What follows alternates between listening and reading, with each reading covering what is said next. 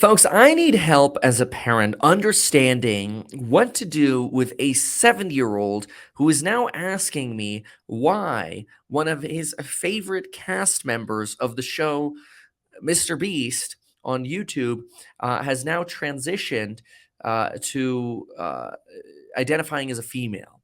So now one of the individuals, Chris, has transitioned. They're announcing that they are transgender. This is a 2 month difference between the two photos here. Apparently, Chris is now on hormone replacement therapy. And he writes here in response to this tweet, HRT, it's only been 2 months. This is obviously what I mean. Mr. Beast is one of the most popular channels, actually the most popular channel on YouTube. Its social media presence is massive. And the question that I have is, how do you respond to now a 7-year-old who's asking about this? And so I'm going to give some of my responses and thoughts on this, but it is something that I'm very curious about what society thinks and feels. So, for example, here's another photo of Chris with Mr. Beast. Here, he's just announced that he is on hormone replacement, and understandably, to some extent, some social media is confused, some social media is very proud. My question: I don't really care what people do or how they identify. I just am, as a parent, trying to figure out how to respond to my 7-year-old son who's now asking me, I did not know that I could go to the settings menu and choose to be a girl. So I have a 5 and 7-year-old boy. I want to be very clear. I support people in whatever choices they make. I have nothing against how people identify or their sexual preferences. I don't really care how people live their lives as long as it's peaceful. I'm not going to tell people they can't or can do something that's not my place. So I'm completely respectful of whatever somebody's decision is. There's nothing within me at all that is offended. I'm just, as a parent, trying to struggle through, what do you do? So I've tried to logic out some of the choices. So one response that you could make to a 7-year-old is you could say, yes, you can choose. But then the question is, well, when can I choose? And maybe the appropriate response is you could choose when you're 18 and you're an adult. But then now more and more children that are in like first and second grade are being exposed to people changing their genders earlier. And I'm like, this, they don't even know what sex is at 7 years old. They take like sex ed comes in fifth grade. What the hell am I supposed to tell a 7-year-old who's now watching Mr. Beast and seeing one of his favorite characters turn into a girl? I don't know what to do. I am totally lost as a parent. So on one hand, I think, okay, well, maybe you could say yes, you can transition at 18, but even if you take that approach, now how do you say that? Like, oh, it's an option that unlocks when you're 18? What do you tell a child? How do you explain to a child now you're a girl? And then they respond and go, but wait a minute, I thought you're a boy if you have a dingaling, and you're a girl if you don't.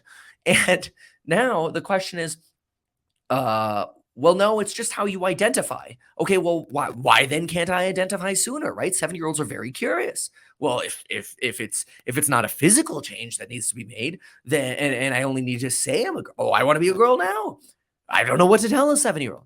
Now, the other thing that you could say is, no, you can't change genders. You're biologically what you are, but you can dress up and act however you want. You can identify and tell everybody what you are, but biologically you are a boy. That is what it is. But now a show that he's watching daily has an individual that could potentially have a name change, obviously a gender change, and there'll be some form of behavioral changes, and there may even be talk about using therapeutics like hormone replacement therapy, which all of this is extremely confusing to a 7-year-old. Now, of course, there's one train of thought that, well, then you could just censor Mr. Beast, but you can't censor children. They're going to watch whatever they're going to watch anyway. So you can't censor it. There are going to be people in before he's 18 who transition around him. I just wouldn't expect that in first grade. I'd have to start trying to explain that people can choose to transition. So really, I have no problem with that at all. I guess more of the issue that I see is now we're forcing this discussion to children who don't know anything about really even their own sexuality or body parts or what sex is or any of that. So I have no idea how to explain that to a 7-year-old. So the approach that I've taken is that, hey, that's something, you can decide generally when you're 18 and older, and that's we kind of left it at that. But again, I don't know if I'm doing the right thing as a parent, because I'm not going to censor. I have nothing. I'm not opposed to the decision that the individual made, that Chris made. The question now, though, is, yeah, of course, censorship never works. We know that. That's why, like I said, that's I would never censor. But I know that some people are, right. That's why I bring it up on social media. Some people are saying that's it. I now have to block Mr. Beast, right? I don't think that's the right answer at all. The question is, how do we share that with children? And that's not also necessarily the fault of, it's actually not at all. It's not the fault of Mr. Beast or Chris, because they make a decision. I mean, they are running a show that is essentially a children's show. So some people are making the argument that, hey, well, if you have a children's show, this is not the place for discussing that.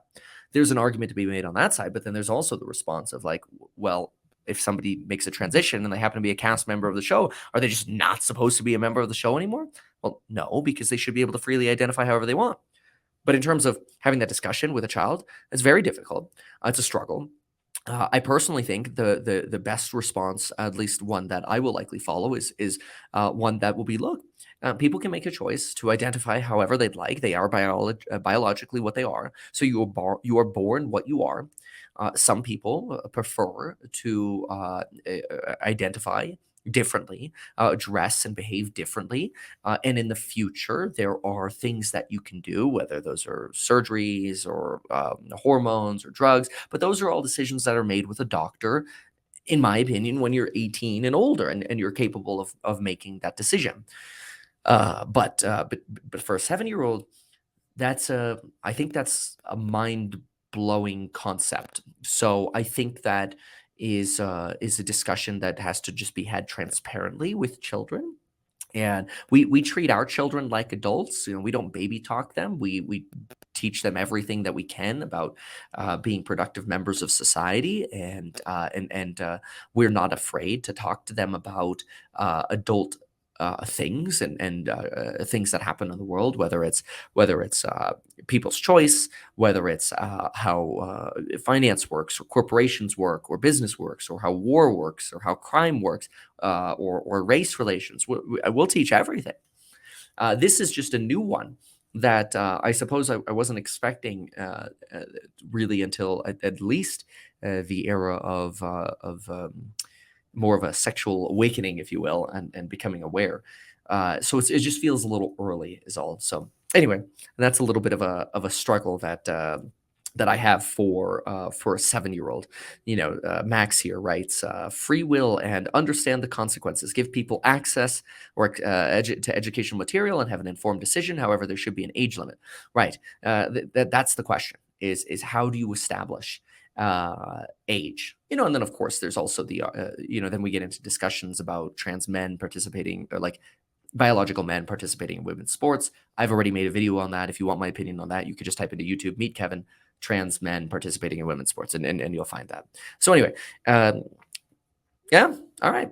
Those are some of the questions I have. Moving on.